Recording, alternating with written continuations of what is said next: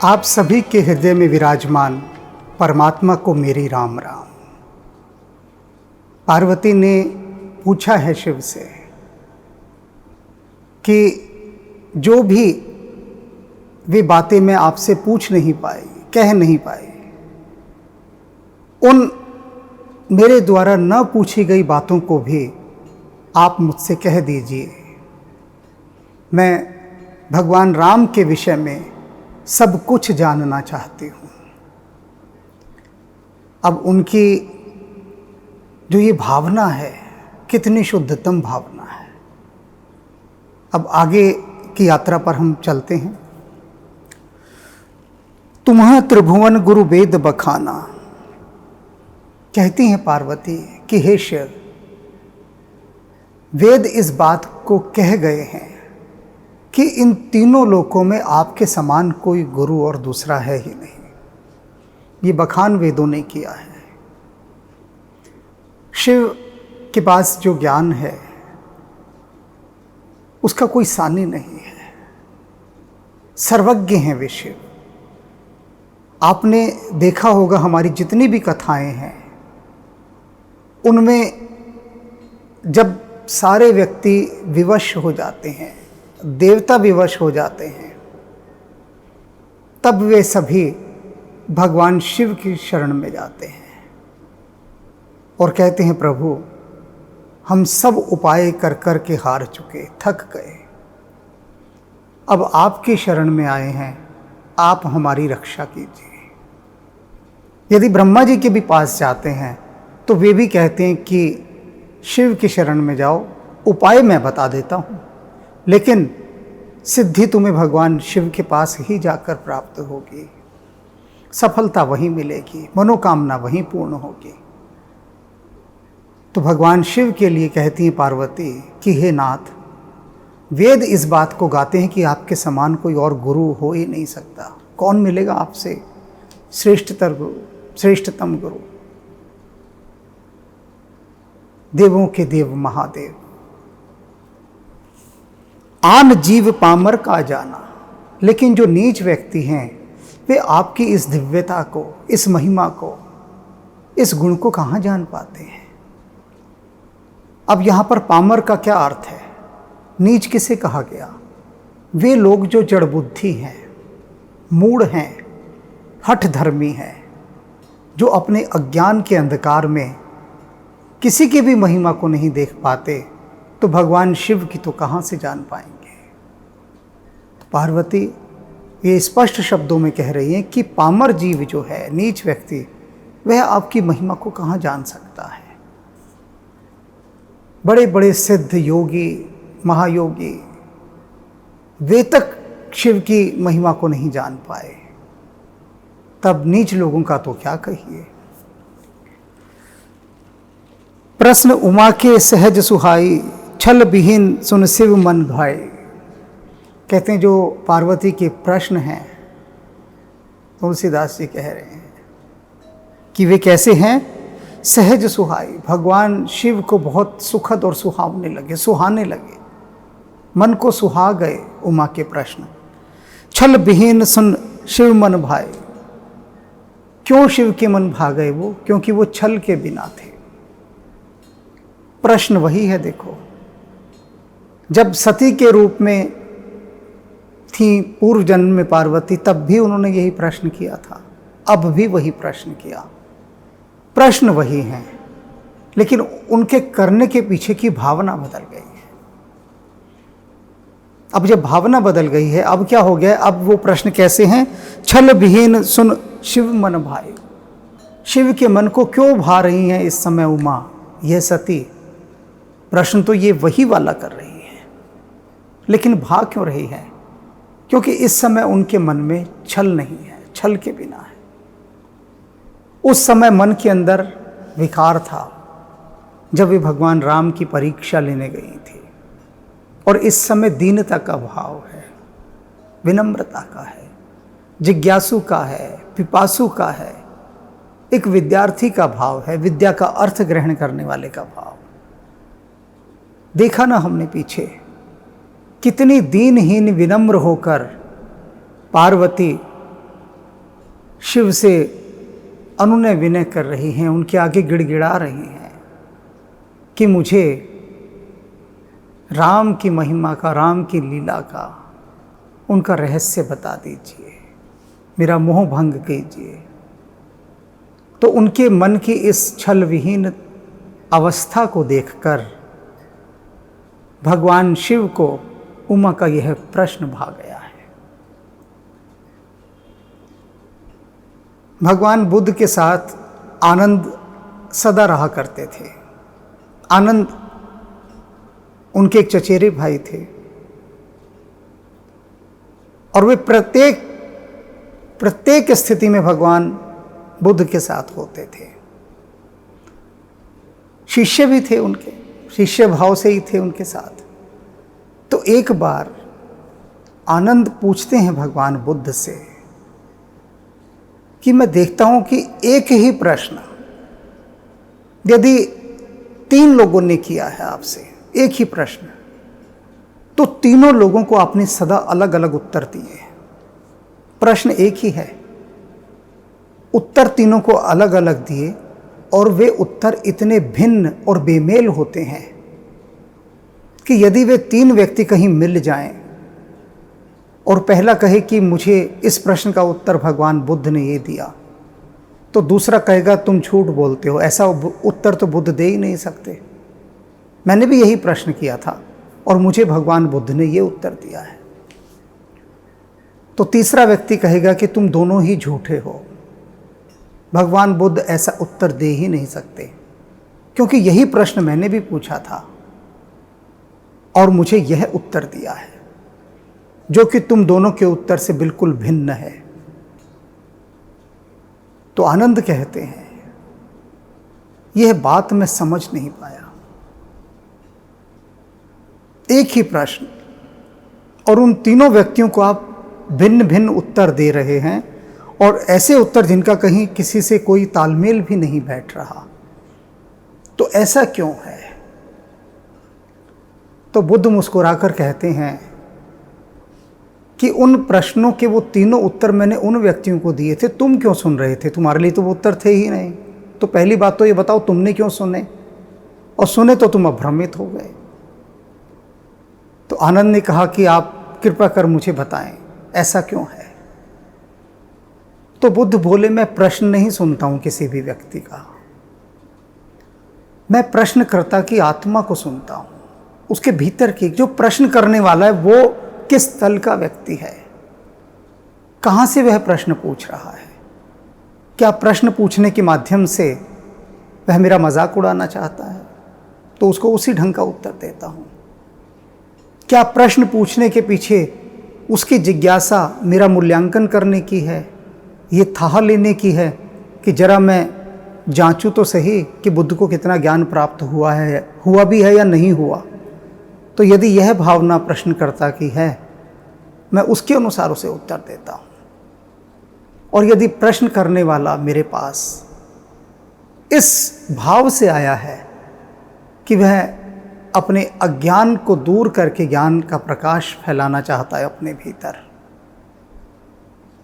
तो मैं उसके हाथ में दिया रख देता हूं ज्ञान का और कहता हूं अप दीपो भव, अपना दिया अब तू खुद बन। बुद्ध व्यक्ति की आत्मा में झांक लेते थे, उसका एक्सरे करके फिर उत्तर देते थे, भीतर की सारी अवस्था जानकर। और यही महागुरुओं का काम होता है। भगवान शिव ने भी इस समय अपनी एक्सरे आई से देख लिया कि पार्वती में कोई भीतर किसी प्रकार का कोई छल कपट मोह भ्रम कुछ नहीं है। वे विशुद्ध एक जिज्ञासु भाव से प्रश्न कर रही हैं, वास्तव में वे अपना विकास चाहती हैं। तो भगवान शिव के मन में उमा का यह प्रश्न बहुत भा गया और बहुत अच्छा लगने लगा। वही प्रश्न था, लेकिन भाव दशा बदलने के कारण वह अब बहुत सुखद प्रतीत होने लगा। हर ही मानस चरित, हर ही रामचरित सब आए। और जैसे ये प्रश्न सुना भगवान शिव ने उमा का, तो भगवान राम के सारे चरित्र उनके हृदय में आ गए, एक एक उसकी फिल्म जैसे चल पड़ी हो। भगवान शिव के हृदय में। राम की पूरी लीला एक फिल्म की तरह चल पड़ी। हर ही राम चरित सब आए, प्रेम पुलक लोचन जल छाए।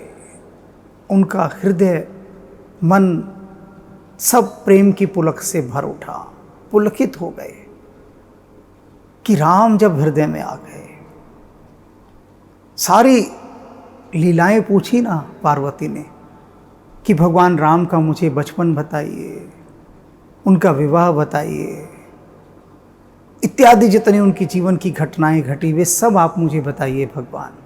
तो जैसे जैसे वे प्रश्न पूछती जा रही हैं वैसे वैसे राम का भाव शिव के हृदय में गहराता जा रहा है, गहराता जा रहा है। और ऐसा गहरा रहा है, ऐसा गहरा रहा है कि उनका हृदय पूरे शरीर को पुलकित कर उठा। बात यहीं तक नहीं थमी, यहीं तक, बात तो दूर तक जाएगी। कहाँ दूर तक गई? आँखों तक पहुँच गई बात, भगवान शिव के नयनों तक। और लोचन जल छाए, आनंद आश्रु से भगवान शिव के नयन छलक उठे। यह राम की महिमा है। राम का भाव जैसे हृदय में गहराता है तो वो छलक छलक छलक जाता है, नैनों से उमड़ घुमड़ कर बरसात की तरह बरसने लगता है। और कहते हैं राम बरस रहा है। श्री रघुनाथ रूप उर आवा, भगवान श्री राम का, रघुनाथ का जो रूप था वो हृदय में साकार हो उठा भगवान शिव के। परमानंद अमित सुख पावा, ये पंक्ति आप देखिए, अपूर्व पंक्ति है कि परमानंद अति सुख पावा। वे जो भगवान शिव जो स्वयं परमानंद हैं, स्वयं ही आनंद रूप हैं, सदा आनंद निमग्न रहते हैं, वे परमानंद भी जैसे ही राम का भाव हृदय में गहराया वे भी अमित सुख पावा। इतने सुख की प्राप्ति उनको होने लगी कि जिसका कोई और छोर नहीं था। अमित सुख पावा, असीम, अपार। और बढ़ा दिया उनके परमानंद को राम की उपस्थिति ने, राम के भाव ने। तो राम का भाव ही ऐसा है, हृदय में जब गहराता है, हृदय में जब लहराता है तो उसके बाद पुलक की लहरें उठने लगती हैं, आंसुओं से सावन बरसने लगता है। और इस समय भगवान शिव की ऐसी स्थिति हो गई है, विह्वल स्थिति, एक प्रेमिक की स्थिति। मगन ध्यान रस दंड जुग, पुनमन बाहर कीन, रघुपति चरित महेश तब, हर्षित बरने लीन। कहते फिर भगवान शिव 2 घड़ी तक उसी ध्यान में रहे, जैसे पूरा रसपान कर रहे हूँ राम के रस का, शांत आनंदमग्न स्थिति एकदम, जैसे कि कहीं खो गए हों बहुत गहरे से। 2 घड़ी तक उसी स्थिति में रहे। और उसके बाद क्या हुआ? पुनमन बाहर कीन, फिर जबरदस्ती अपने मन को वहां से खींच कर लाए। मन राम के भाव से आना नहीं चाहता था, खींच कर लाए, जबरदस्ती खींच कर लाए। कैसे खींच कर लाए? इसको एक सांसारिक उदाहरण से समझाता हूं। जो पार्कों में बैठकर जुआरी ताश खेलने लगते हैं ना, ताश खेल रहे होते हैं, उनके घर के लोग जब बुलाते हैं जबरदस्त, आओ भाई खाना खा लो, चाय पी लो, सुबह से बैठे ताश खेल रहे हो पार्क में, आ जाओ, तो वे बहुत जबरदस्ती अपने मन को वहां से खींच कर लाते हैं घर में, बहुत जबरदस्ती। मन आना नहीं चाहता। जो शराब पीने के लिए शराब की दुकानों पर चले जाते हैं, कितने कठिनाई के साथ वो अपने मन को वहां से खींच कर लाते हैं घर में। इसको मन को खींच कर लाना कहते हैं। मन आना कहाँ चाहता है?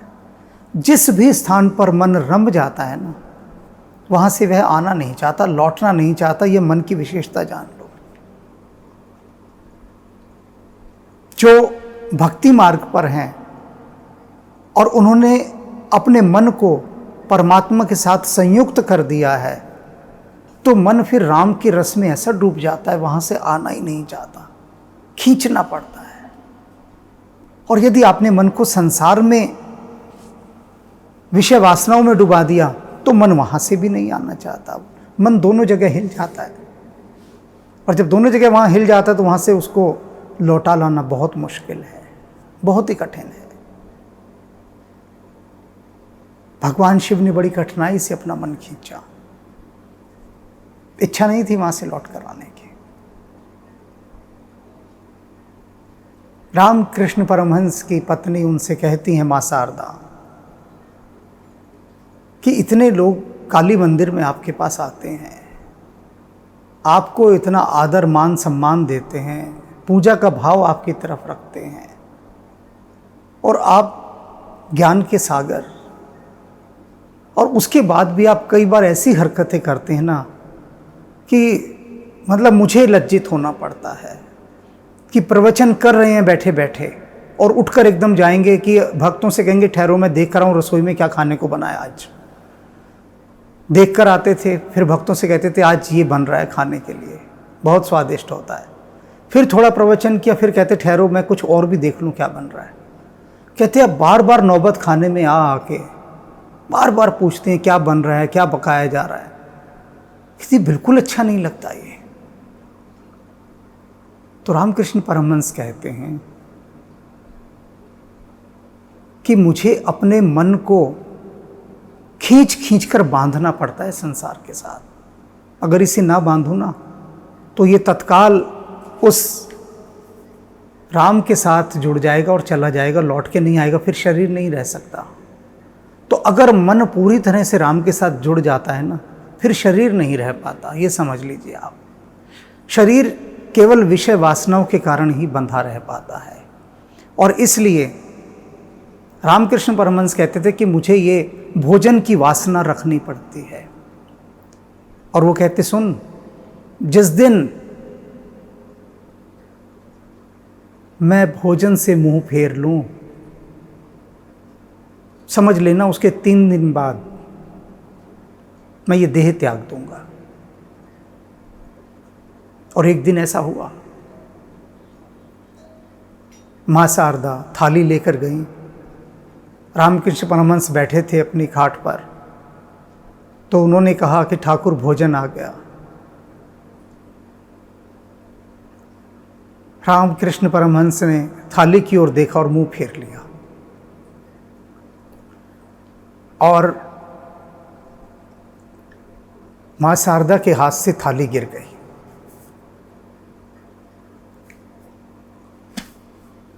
उनको वह बात याद आ गई कि इन्होंने कहा था जिस दिन मैं भोजन से मुंह फेर लूं, समझ लेना कि अब 3 दिन बाद मैं देह त्याग दूंगा। और वो हुआ भी, 3 दिन बाद भी नहीं रहे, शरीर त्याग दिया। अनेक लोग कहते हैं मुझसे कि हमारी तो कोई इच्छा ही नहीं रही, हमने सब इच्छाएं छोड़ दी।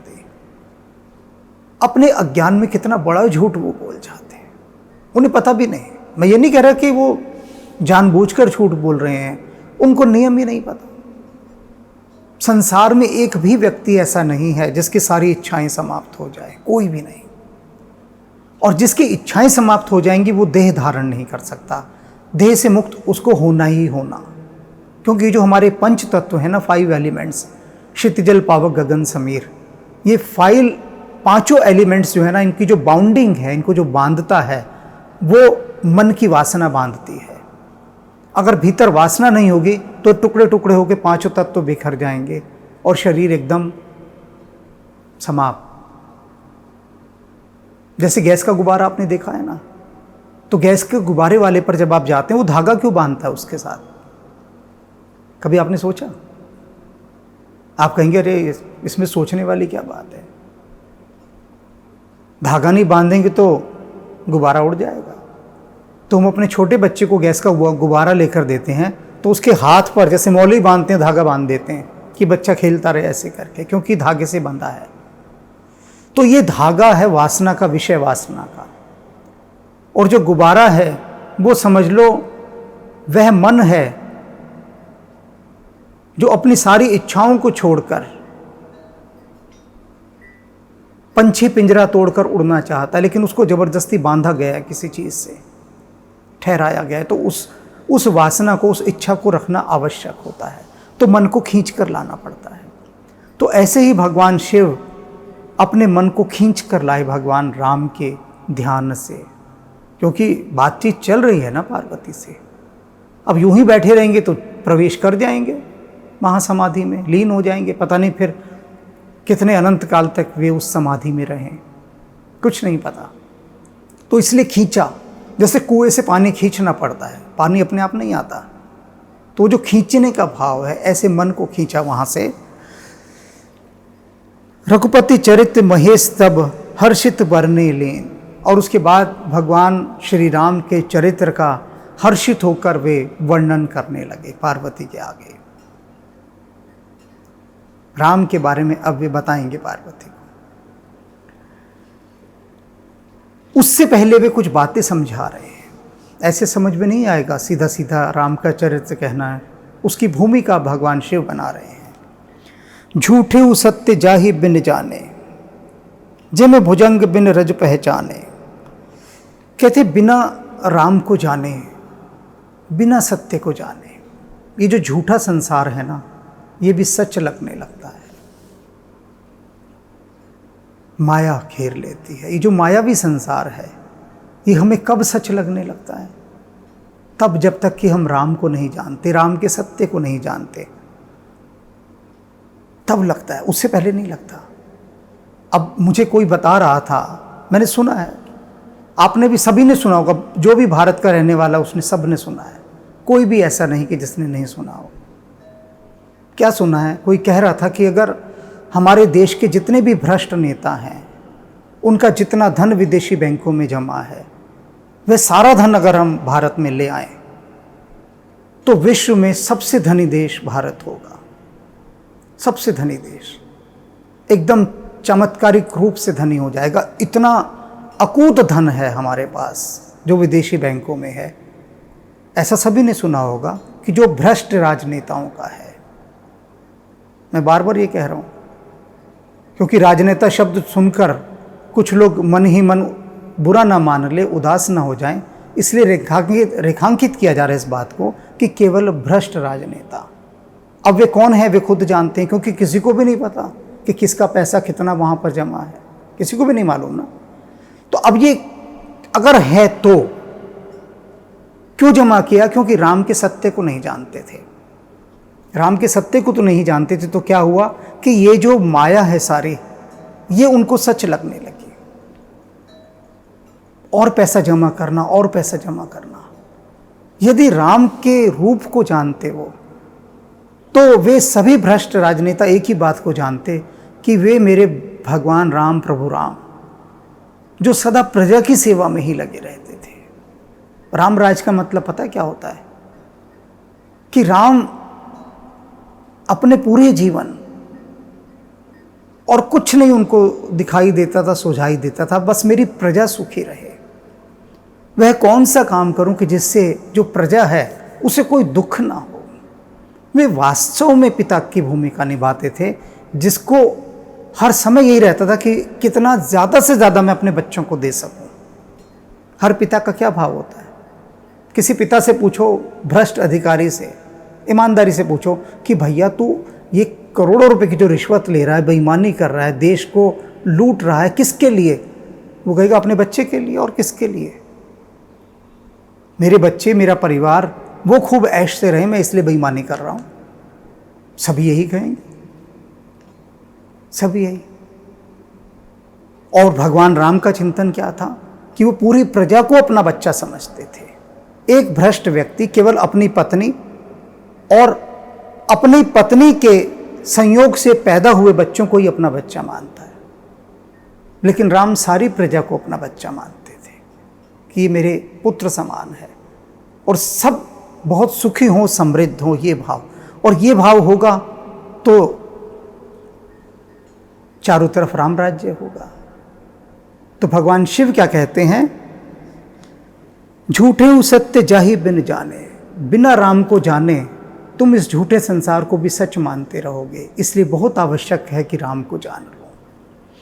जिन्हें भुजंग बिन रज पहचाने, कैसे? जैसे रस्सी में सांप का भ्रम हो जाए और हम वैसा ही व्यवहार करते हैं। रात को आप निकलिए और रास्ते में रस्सी ऐसे पड़ी हो और आपको सांप का भ्रम हो जाए कि अरे सांप है, तो उसके बाद आपका जितना व्यवहार होगा यानी रिएक्शन होगा, वो जो सांप को देखने के बाद होता है वैसा होगा।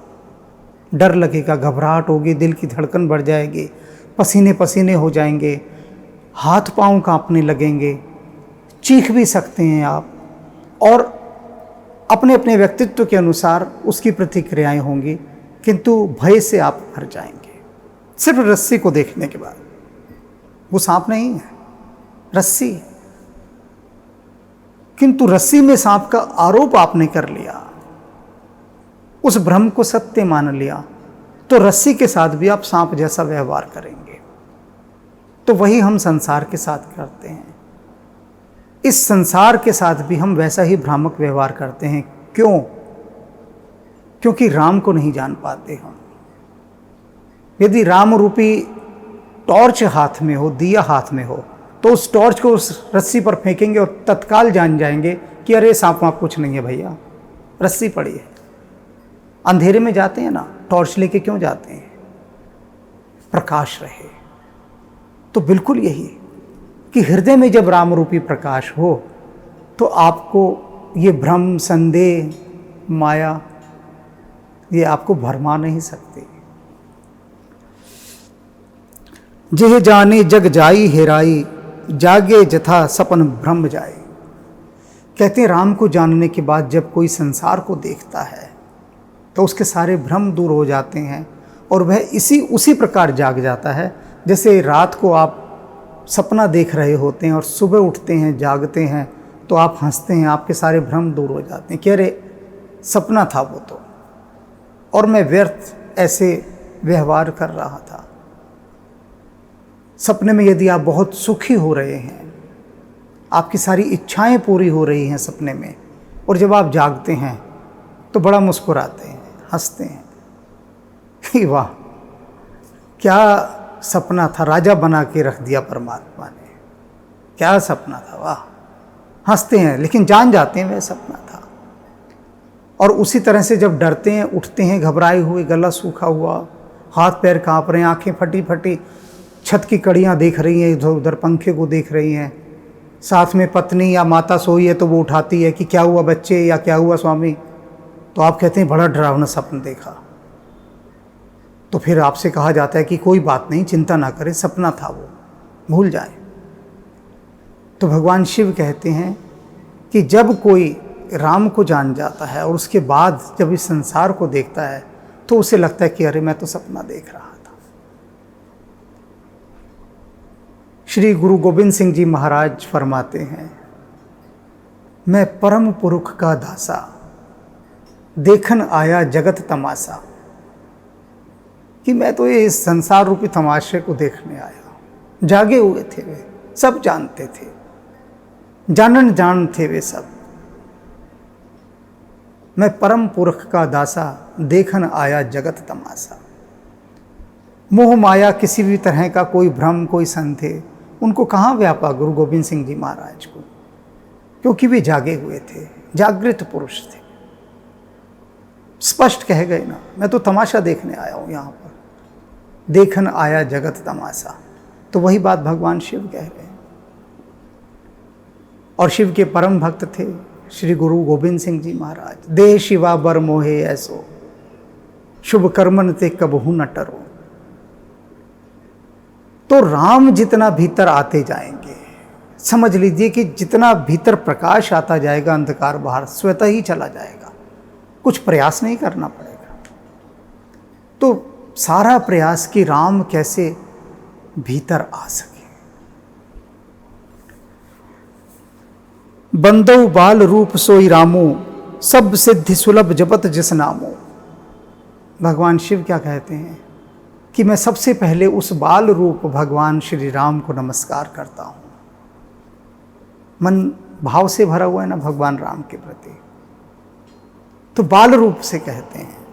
बंदौ बाल रूप सोई रामो, सब सिद्धि सुलभ जपत जिस नामो, कि जिनका नाम लेने से ही सभी प्रकार की सिद्धियां प्राप्त हो जाती हैं।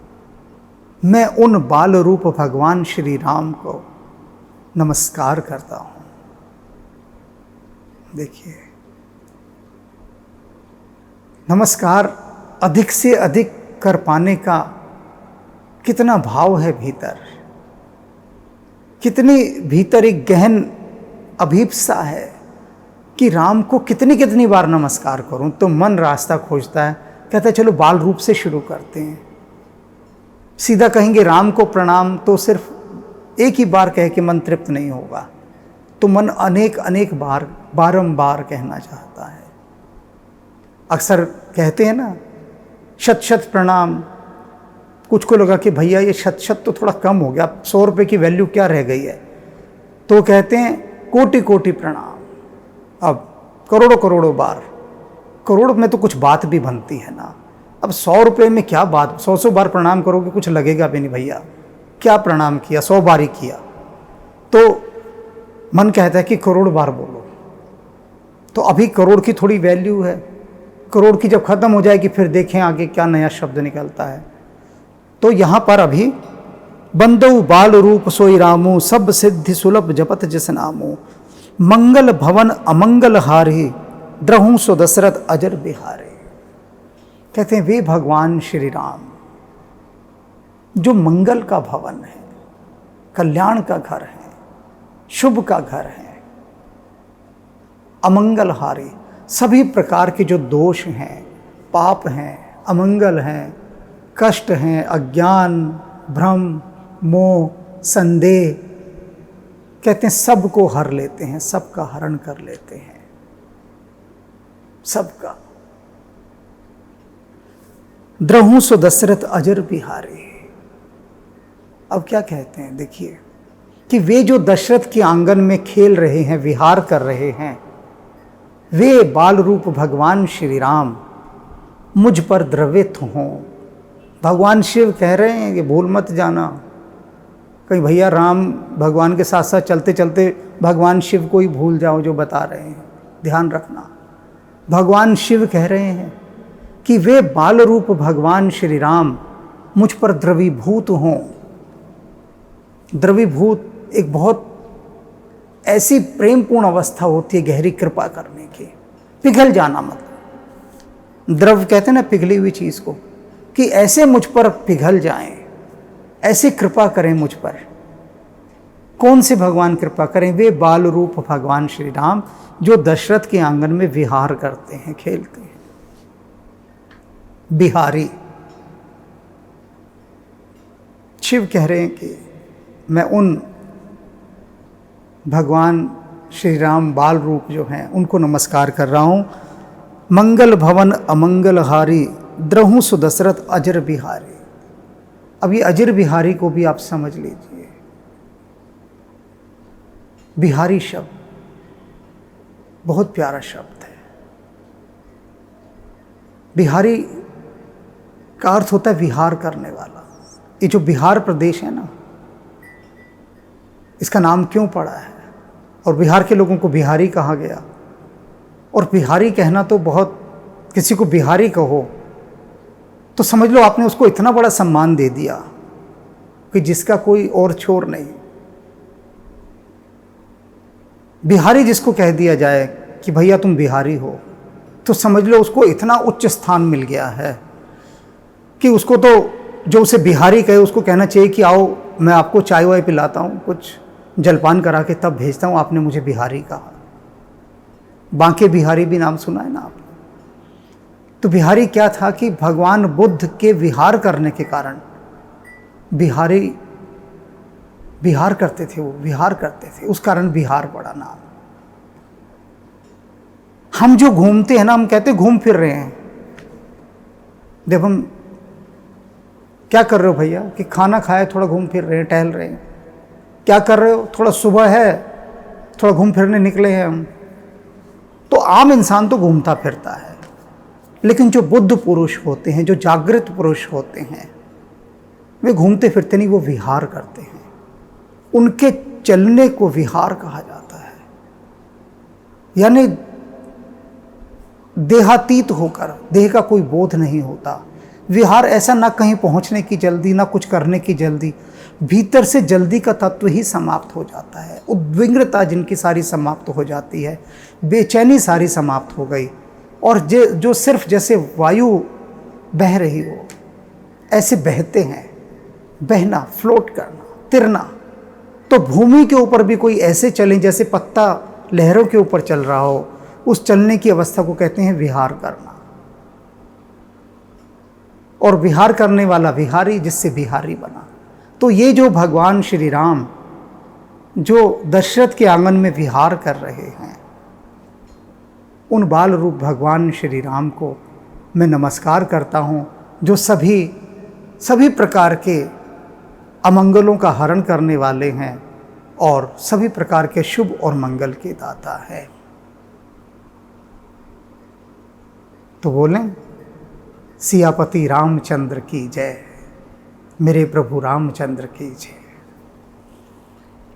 तुम त्रिभुवन गुरु वेद बखाना, आन जीव पावर का जाना। प्रश्न उमा कै सहज सुहाई, छल विहीन सुनि शिव मन भाई। हर ही रामचरित सब आए, प्रेम पुलक लोचन जल छाए। श्री रघुनाथ रूप उर आवा, परमानंद अमित सुख पावा। श्री रघुनाथ रूप और आवा, परमानंद अमित सुख पावा। मगन ध्यान रस दंड जुग, पुनि मन बाहर कीन। रघुपति चरित महेश तब, हर्षित बरने लीन। झूठे सत्य जाहि बिनु जाने, जिमि भुजंग बिनु रज्जु पहचाने।